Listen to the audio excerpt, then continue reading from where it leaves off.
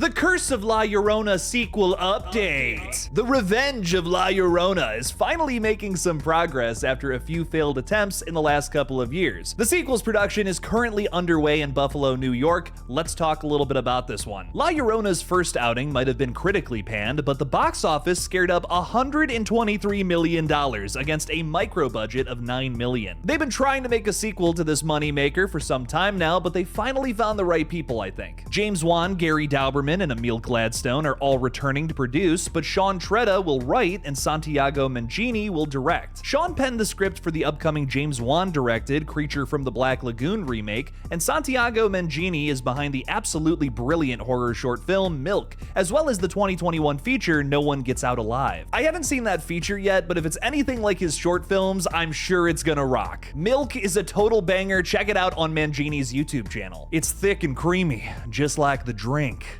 THR reports that Warner Bros. Is feeling a little frisky after their success in the horror genre this year with major hits such as Weapons, Sinners, and Final Destination Bloodlines. Why not take a little chance on this sequel that did pull in some big box office numbers during its first outing? I get the motivation here, even if I don't think there's a ton of people clamoring for another one of these. The Curse of La Llorona has got to be the worst movie in the Conjuring universe, so much so that the producers disowned it and say that that little cameo from the Annabelle priest isn't supposed to connect that to the shared universe.